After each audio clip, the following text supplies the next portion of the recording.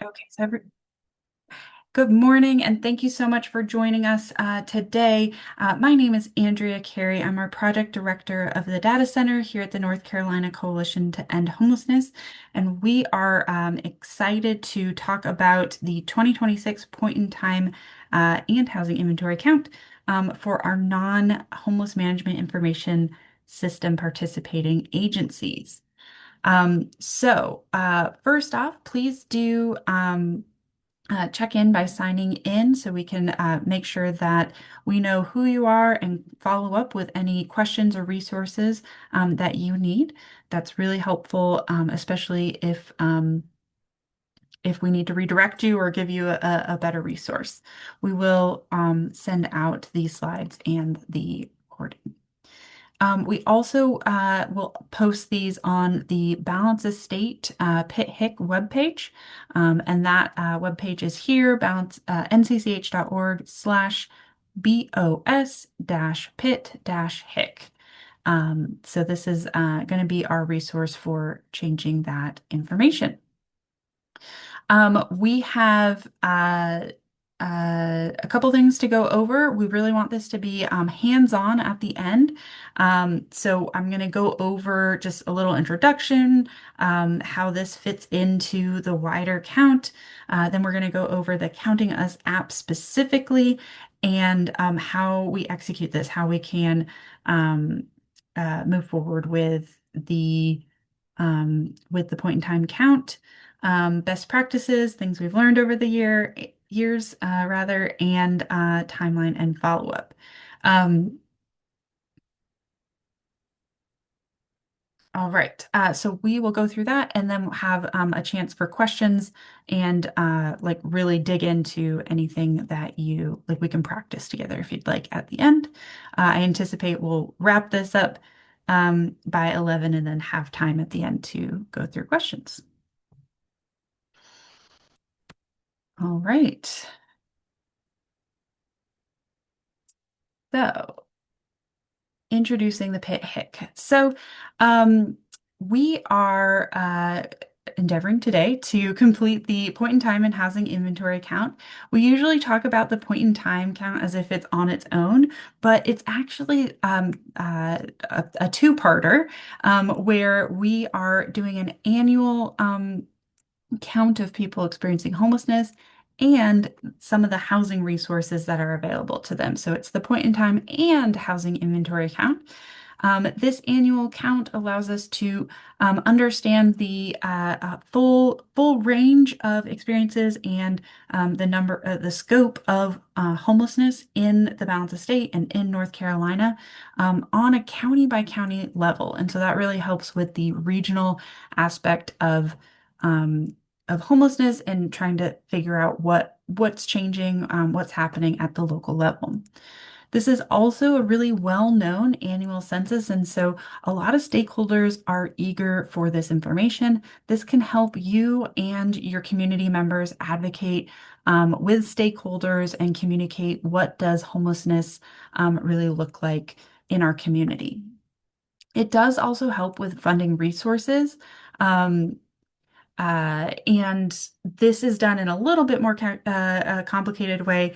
This information is inserted into calculations by HUD and other state and federal government partners that are calculating how much need does our community have? What can we even apply for in terms of public dollars? So things that help with even if you're not directly funded by the federal or state government, things like how much money for permanent supportive housing can we apply for that your clients may use. I think PHAs, those public housing authorities, this is sometimes included for some of those vouchers. ESG and shelter money, and then even private vendors do also look to the point in time count. So this is a really good chance to demonstrate the need that we have in our communities and make sure that people invest in the solutions that we all are working so hard to provide every day.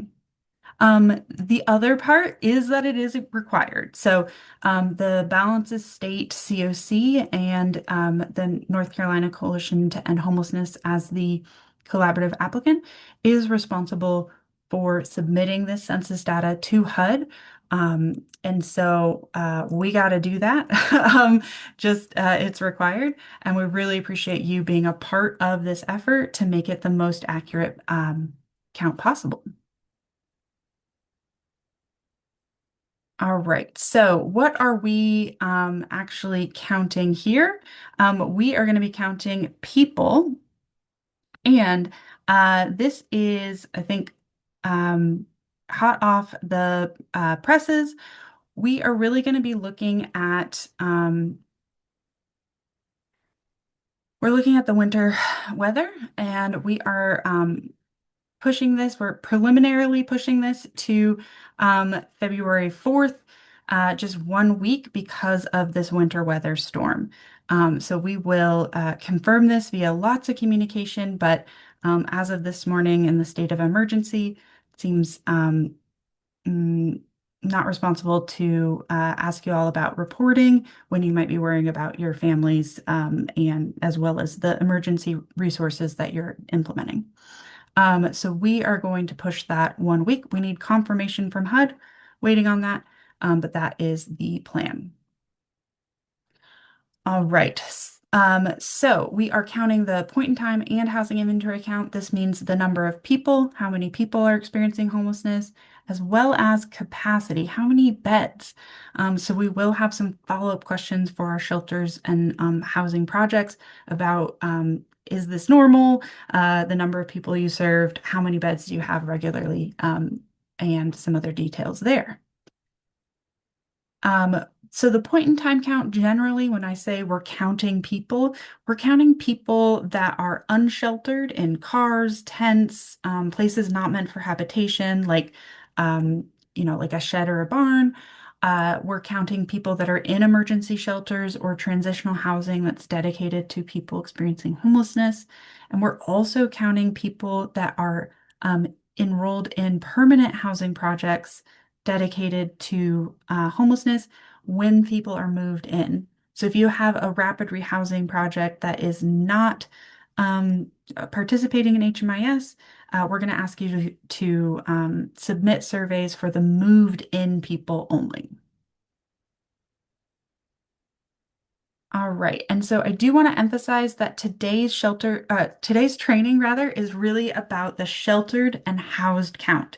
So if you are here trying to find out information about the unsheltered count, where you go out, you hit the streets, and you can talk to folks about where they are staying, that is a different opportunity, and we will want to redirect you to your unsheltered access coordinator and local CE lead, coordinated entry lead.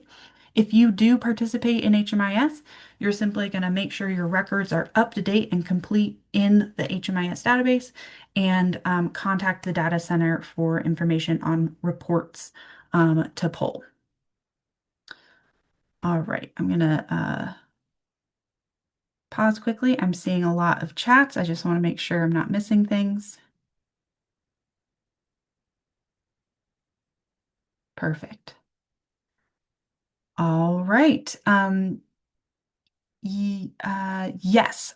So great question from Courtney uh, in terms of who we're counting. So in that sheltered count for emergency shelter or transitional housing dedicated to HUD homeless, that includes people fleeing domestic violence. Absolutely. So if folks are funded by the Office of uh, Victims and Survivors, I can't remember what that acronym stands for, but yes, folks fleeing DV shelters are included in this. Okay, so how are we going to count? We are going to use the Counting Us app. If you have done the non-HMIS count before, you'll recognize this. This is the same resource as for the last couple of years. And if not, this is your first time.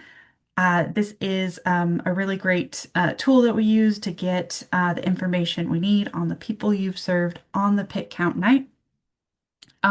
We use this for several different reasons. First, just for accuracy, making sure that we're really counting each individual's age, household status, some demographics, and county. The location is a much easier to record via the app than, paper forms, emails, all of that can get kind of lost. So this helps us be really accurate. It allows us to kind of cross-tabulate or analyze the data by geography. So we can say that, someone is experiencing homelessness and in a family um, led by someone who's 40 or versus someone who's 24. Being able to cross tab that is really helpful. It also helps us deduplicate folks so that we can look at the app information, the surveys that are submitted here, as well as in our homeless management information system, and those other methods so we can really deduplicate easily. We love that this is so logical. It's only has applicable questions really. Children aren't asked if they're veterans. It's based on age. And you don't have to know some of the technical things like what's the definition of chronic homelessness. That is complicated even for folks that have been in the system for 10 years. And so just being able to answer those questions logically, keep household members together is really, really great. I think it's pretty, relative to other tools, easy. This allows us to log in on phones, tablets, computers. Um, Ultimately, we need to submit this to through the internet, but it actually will allow us to save results and submit later if you're like out of cell coverage or you don't have internet at any particular time. You can always submit it later, which is really great. It's a simple login, just email password, simple to reset the password. So we really like that. It is able to send data in real time. So if you are connected to the internet, you can send that directly to the Balance Estate team. And this helps reduce the delay with paper forms or, gosh, I remember when there were still faxes coming in. So we appreciate that fast and easy process. And then really want to emphasize that this is a secure connection too. All the data that's transmitted to and from our backend command center is protected using an RSA 2048-bit encryption.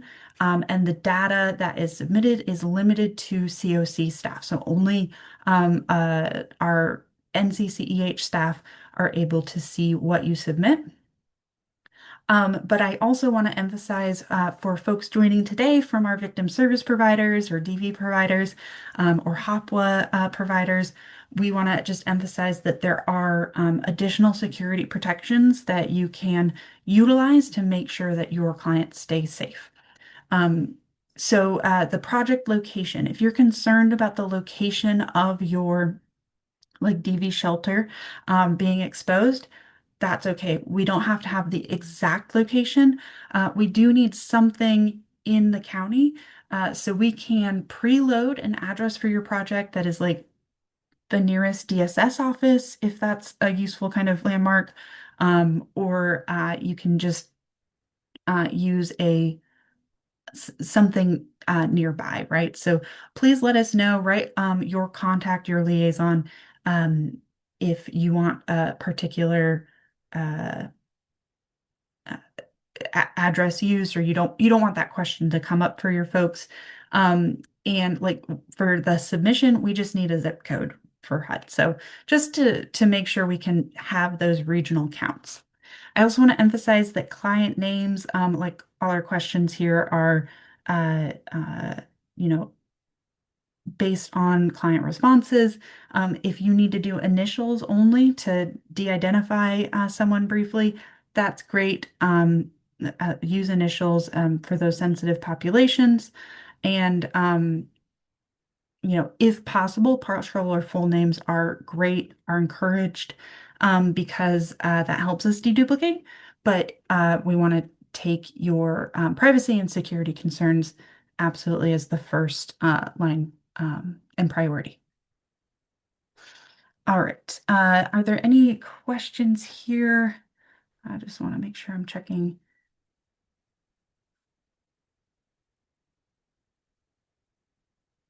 All right. Thank you. All right, so we are going to look inside the app now and give you that view of what this survey looks like. How do we navigate this? Um, uh, First off, we'll have this screen back. So if you miss the code, don't worry about it. We are going to really make sure that we need to sign up for this year's count. I do want to emphasize that even if you've logged in before, you've done this count before, we have to make sure that you sign in to this year's count. So we will need that. All right. And what we're going to do first, the very first question that you have is what survey you're going to use, whether that's the sheltered survey or the permanent housing survey for folks moved in. For our emergency shelters and transitional housing projects, we're going to add surveys for everyone who is sleeping under your roof, under that physical, building or hotel motel room that you've paid for on the pit night. Um, and so we're going to just ask for everyone to be included, children, adults, in that household. For our permanently housed projects, we're going to ask for just the folks that were sleeping in a permanent housing unit on the pit night and are still enrolled. So no one that's like graduated or moved out of your program, just the folks that are moved in right then and there. All right, so I am here on our Counting Us webpage. This looks exactly like the application in a smartphone or a tablet as well. Um, so this is what it looks like once you log in. We are going to make sure that we select the right count. If you need to change that count, it's just this blue button here, and then you'll select Join New Count and put in that code BOS, NCBOS 2026, lowercase. All right, so now I am in the right count and I am seeing those survey options. So those two buttons there. You'll notice at the top I'm in pre-count mode. It's just a way for us to practice before the actual pit night. And so anything that you submit during this period is going to be erased before the point in time count night. So please don't preload any clients at this point. Just use this to submit like one fake client to get your hands in there and make sure you're comfortable responding to the survey. All right, let's try this sheltered survey first as a demo. We've got this in English and Spanish, which is nice. And then the second question here is going to be individual or household. Let's demo the individual one first. The first thing you're going to do is select your organization. If you don't see your organization here or the project for the next question, please let us know because that is important. That we can't record your surveys unless you have a project here listed, right? So I'm just going to pick our friends at Family Services of Caswell County here and their DV shelter, just as an example. And then we're going to location. You're going to set the location for wherever you are doing the survey from. You can do that via geocode, or you can submit an address for your particular location, the hotel, the shelter, etc. If you want to just even get a little bit closer, you can search for just a city location and then move this around as need be um, to get there. And again, we can preload an address if you reach out to us ahead of time. All right. So, first questions of the survey. Again, these are all based on, the client just responding um, as they choose. So, first name is going to be Andrea, or your client's first name, sorry. Then last name. It's best if we get that full name, but if you want to just use initials, totally fine. Date of birth, the same thing applies. We're asking for these self-reported responses, and so if someone is willing to report their date of birth, that's easier for deduplication. But if not, we can hop down here to age. Um, so you can type in the year there, or if need be, you can also go to the age range by date, or by that 10-year span.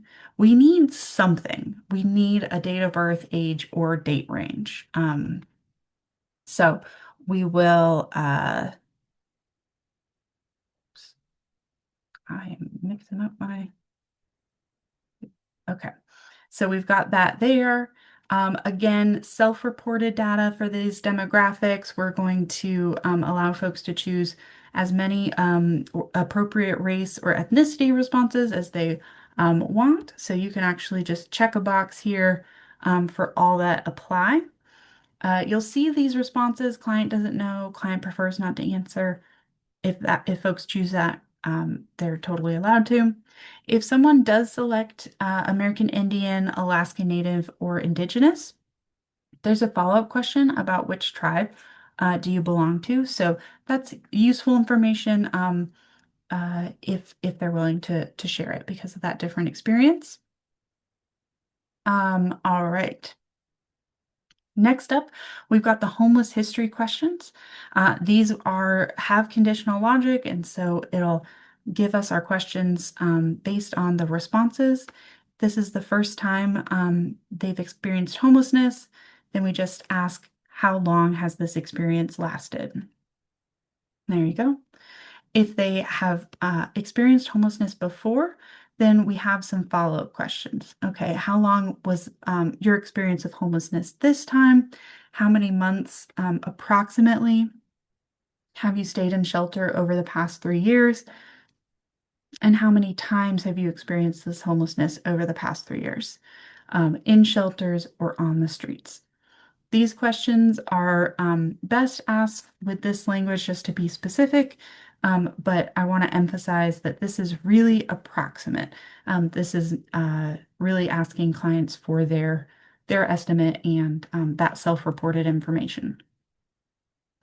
We also recommend that you give folks a little heads up before the next questions. Give them just a note that the next series of questions asks about sensitive topics. You don't have to answer any question if you don't want to, but your feedback helps us improve services in the community. It's really helpful to the whole community to know about how folks are either experiencing chronic homelessness or homelessness with a disabling condition, what services that might mean we need in our community based on that information. So the survey just leads you through these questions. First one is about substance use disorders. If folks are identifying that, then you can select whichever one is appropriate. And then you'll see there's this follow-up question. Is this a long-term disability that impairs your ability to hold a job or live independently? We're trying to confirm that this meets our HUD definition of disabling condition.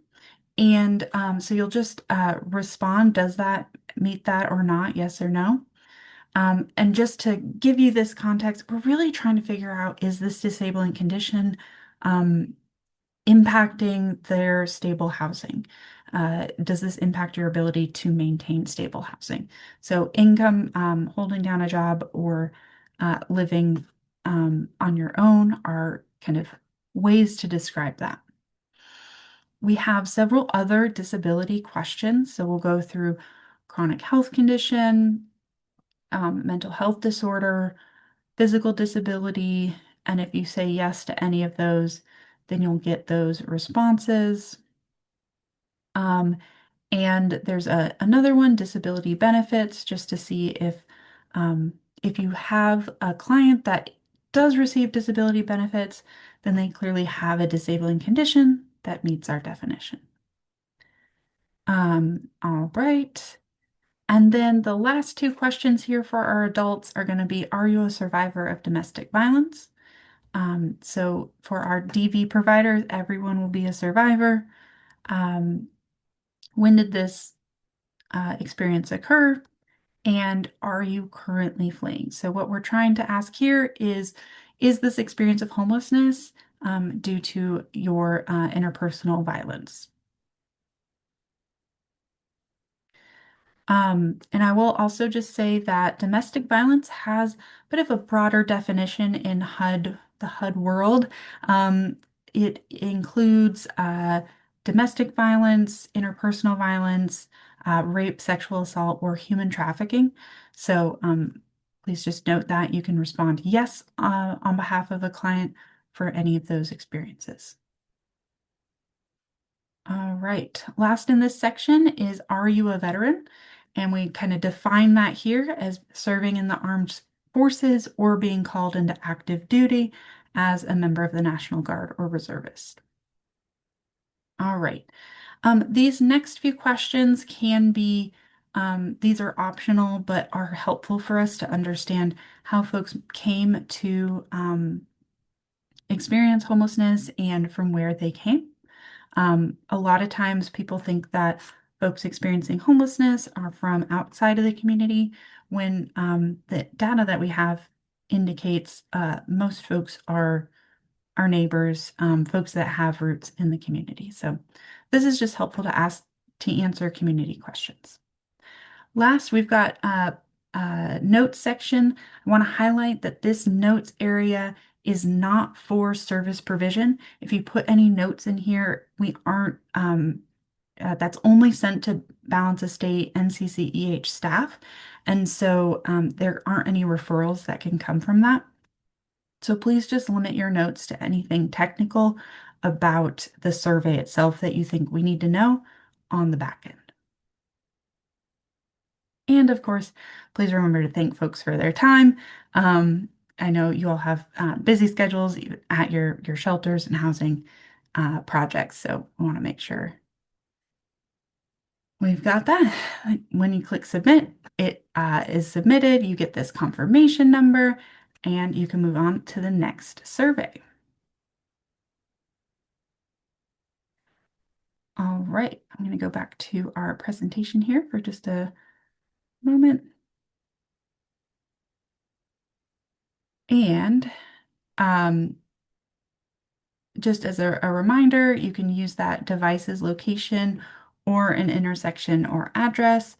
Make sure to reach out to us if you want an address to be saved for your organization and your project ahead of time.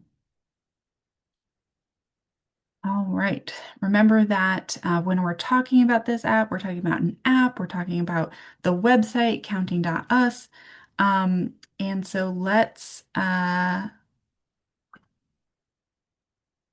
do another demo here. Just a couple reminders. Our demographics and disabling conditions are self-reported by clients. No documentation is needed. And please do ask those follow-up questions that I showed you. All right, this is why I have reminders here. You can scroll down past these few additional questions if time is of the essence, but these are helpful questions for us to hear from clients to double check impressions by stakeholders. Okay, submissions are per household per person. If you are out of cell phone range or the internet isn't working, you're able to save a draft. I'll show you what that looks like in the next demo. And you do want to make sure that you submit all of your drafts a week after our pit night. So since we are moving pit night to February 4th, pending approval, we want to ask you to submit those by February 11th. Please, again, remember that notes are not able to be responded to for client services. It's just for NCCH staff. Um, so just be mindful of that.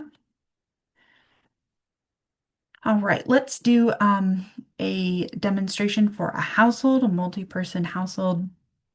Um, if you select a household, you're going to be asked the number of people in that household. So make sure you know who is in that group of people before completing this. And then the other thing to keep in mind is we cannot reconnect individual surveys later. So if you have a family with children or two adults, please select the right survey type at the start. Otherwise, we'll have to re-enter that information. All right, so I'm going back here to the count. And let's just do the permanent housing one this time for another demo example. And this time I'm going to select household. So you can see this first question is how many adults and children are there in this household who are sleeping in the same location the night of the pit? Let's do 2 for our demonstration.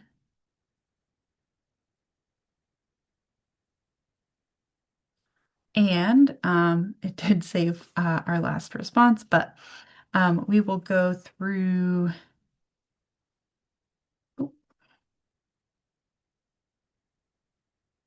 here to,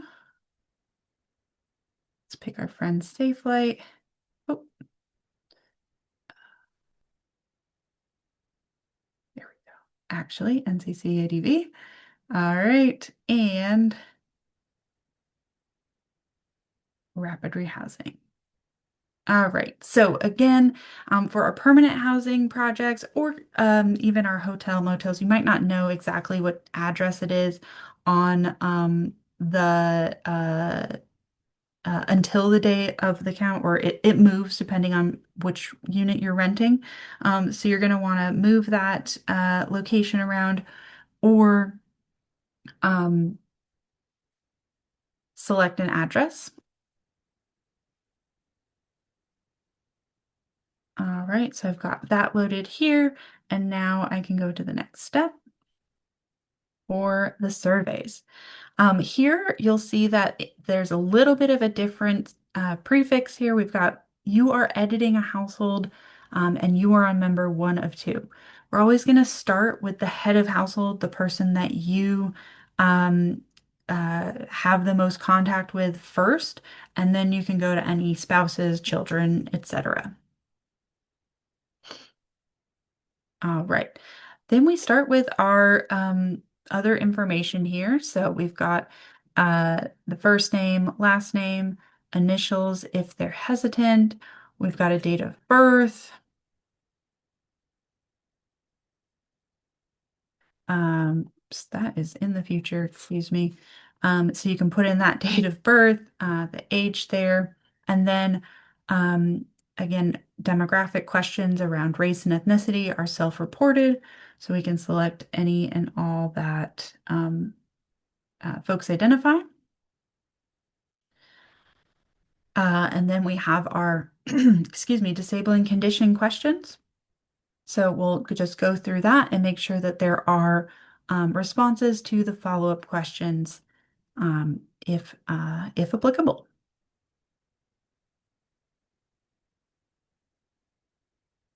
All right. Um, so just some easy drop downs here. And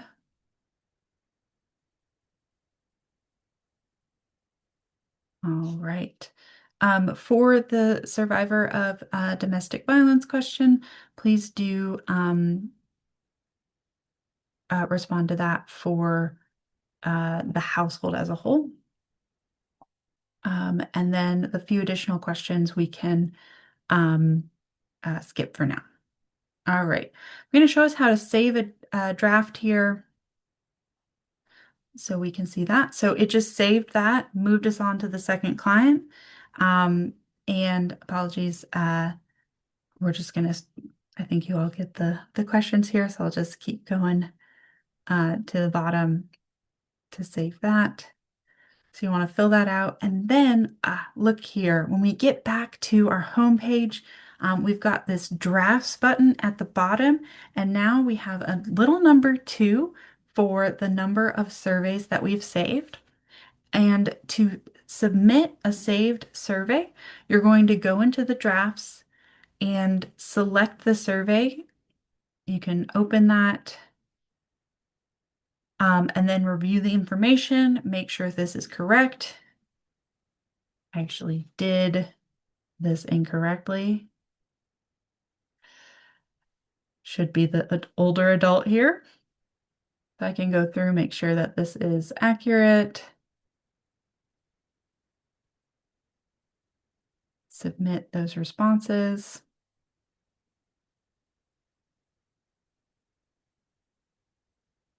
Scroll, scroll, scroll. Okay, we've double checked everything, and now I can submit that survey, and it's submitted. This is individual though. So for my second household member, I do need to open up that survey here and then make sure to respond to the relationship to head of household and then go from there.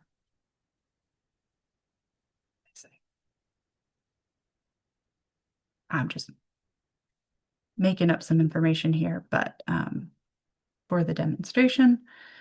And then you're able to review those questions and submit. All right. So now our drafts are at 0. I can go back to, I can go back to the surveys, select my next survey. And this is a reminder actually on the My Count, you can select the region that you're at, or ask for a different one. And we've submitted. Okay, let's get back to these other. Oh, I see something in the chat. Okay. First, are there printable copies of this survey? No, this is the way that the survey the way the app works. So let us know what obstacles or issues you might have with that. Again, this works on smartphones, tablets, and laptops. So hopefully, especially for our shelters, you might be able to just set up with a computer and go through the questions that way. I also see a question about why we count those who are housed. Great question.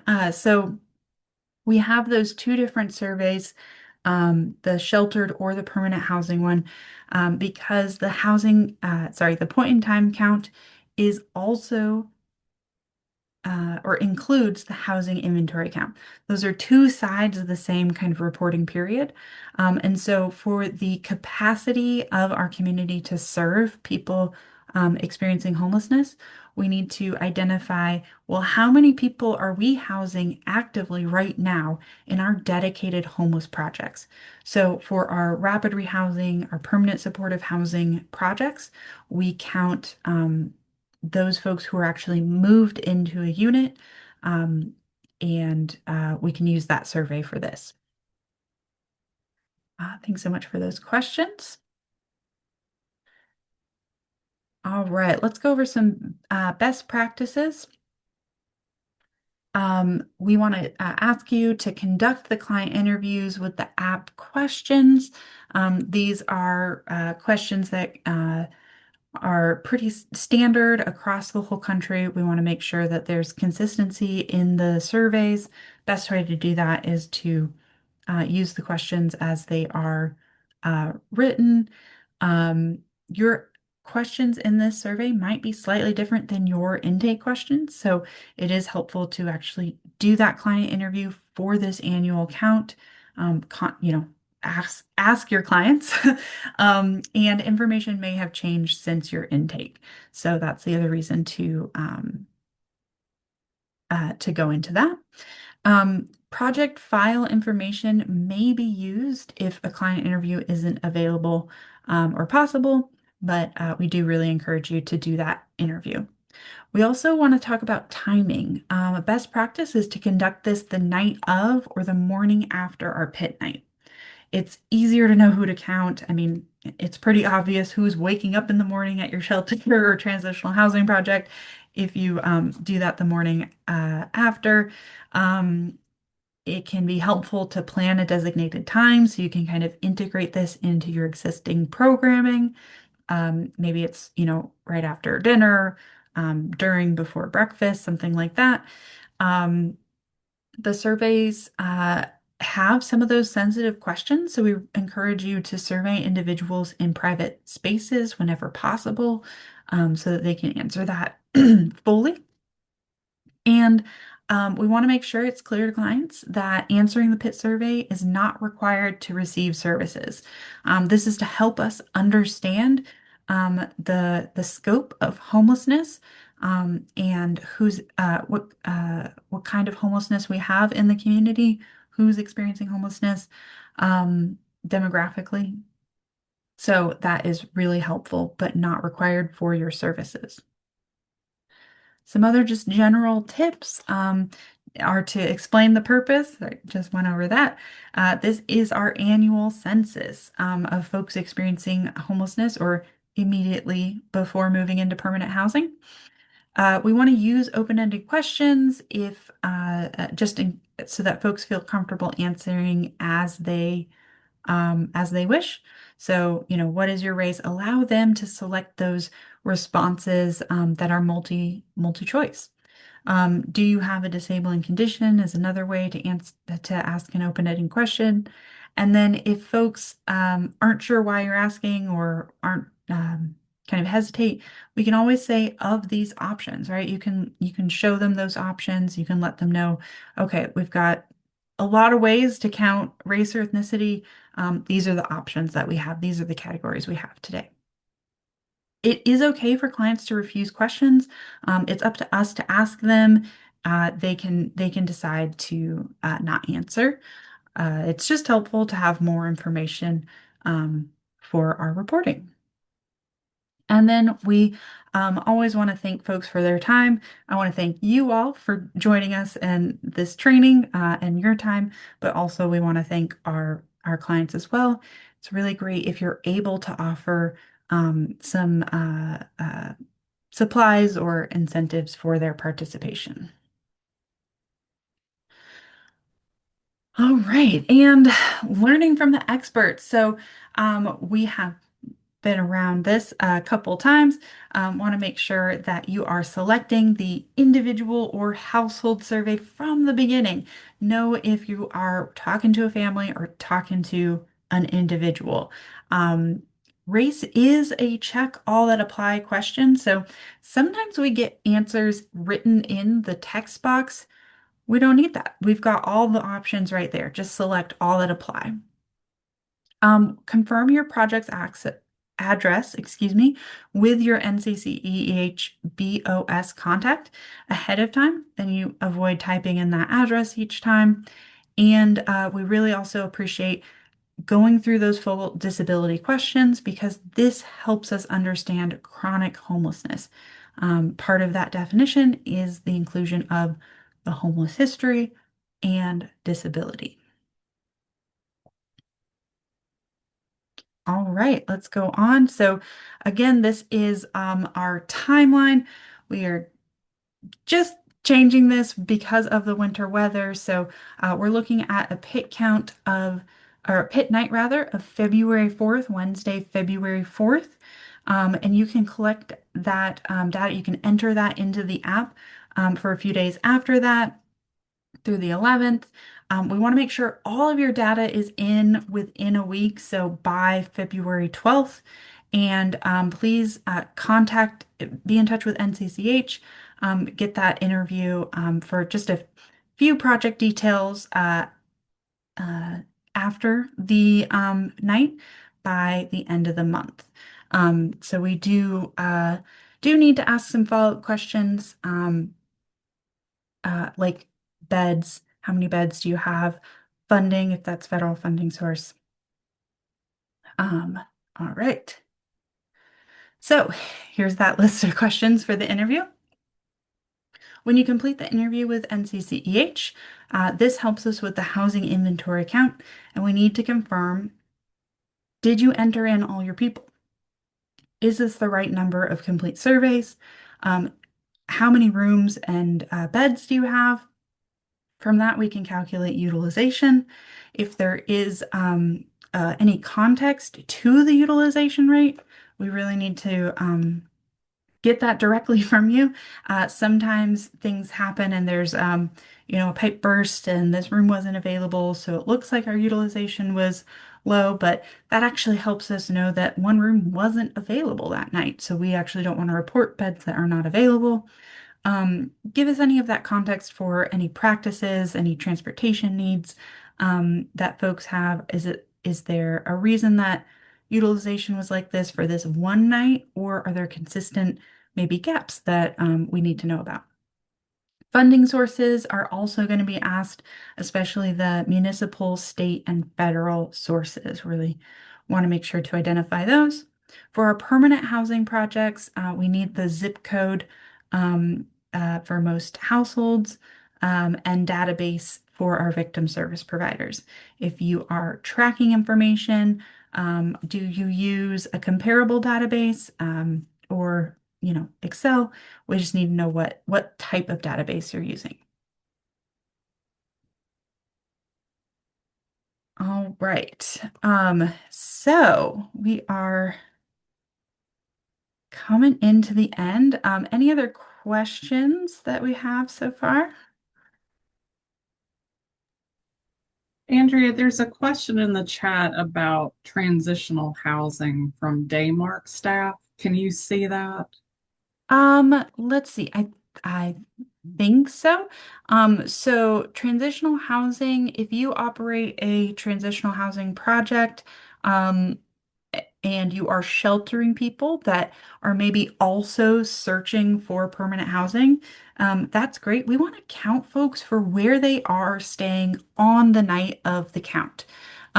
So if they are in your emergency shelter on the night of the count, then those clients should be counted for your emergency shelter. If folks are staying in your transitional housing project on the night of the count, then we should count them in your transitional housing project. If they're on the streets the night of the count, we should count them on the streets as an unsheltered person.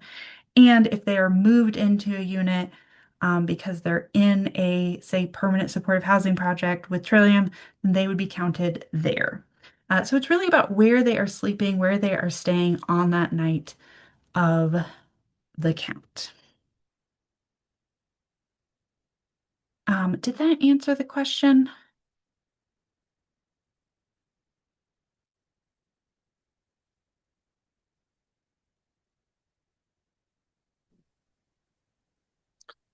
I have a quick question. If you go back to the first of the survey for the project page, Yeah, okay, uh, I'm from Lumberton Christian Care and Lumberton, yeah, absolutely. Welcome.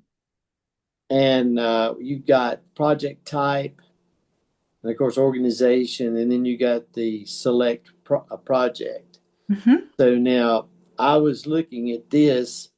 We are under the types. We are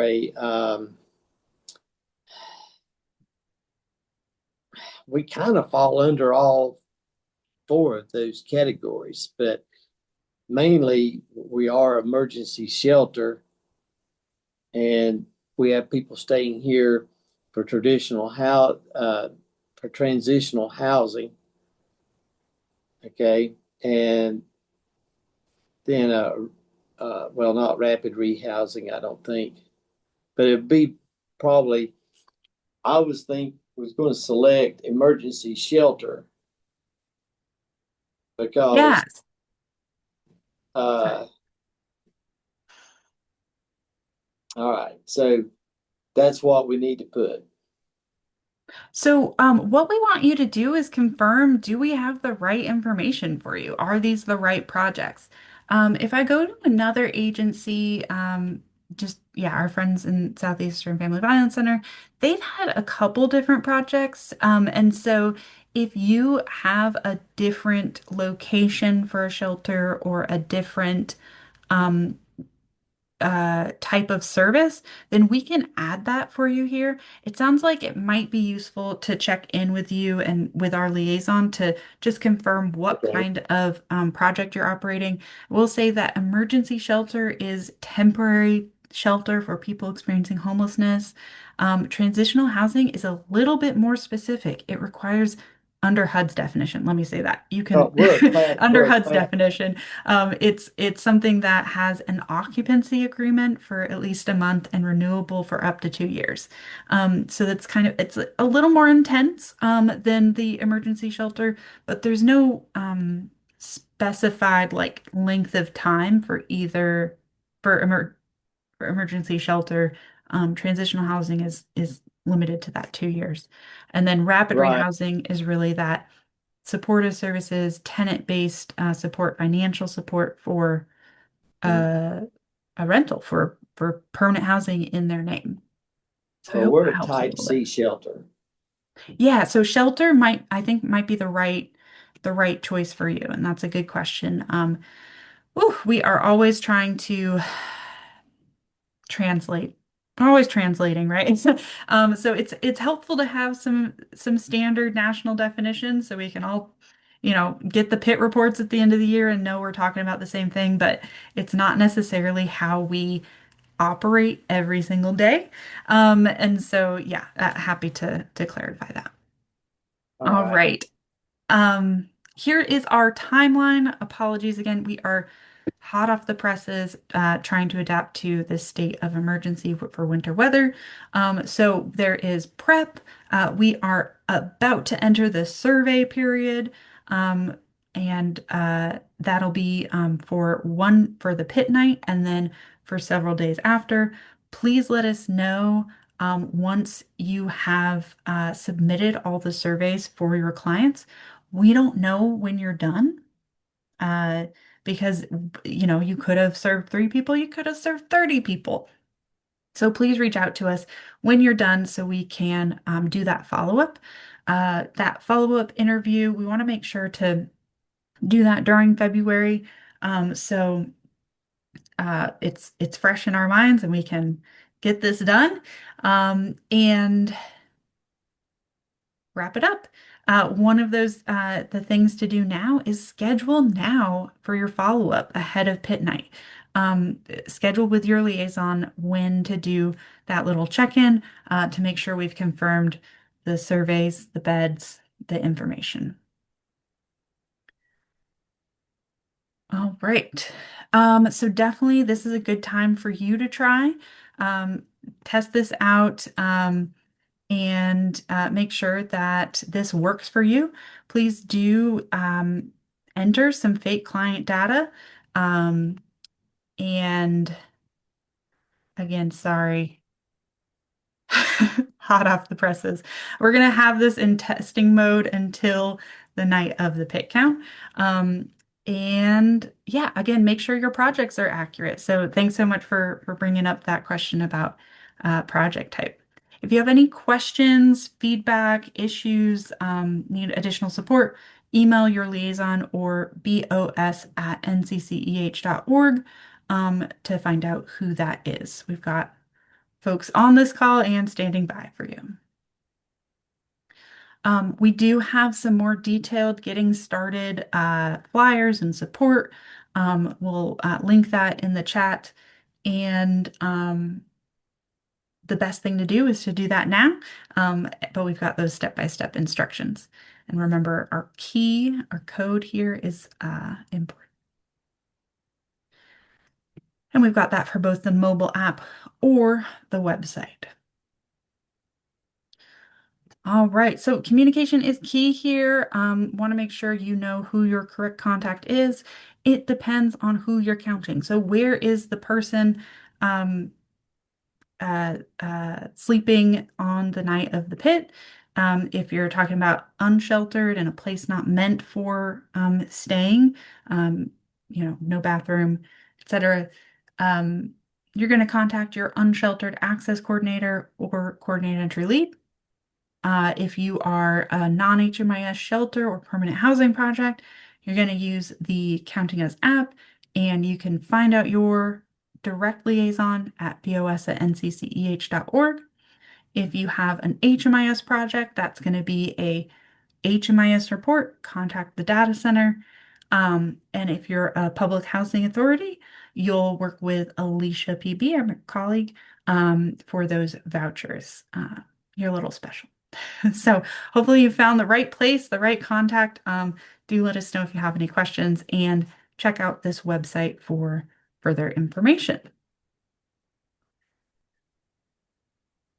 All right. Thanks so much for joining us today. And I'm going to stop our recording, but we can keep asking questions.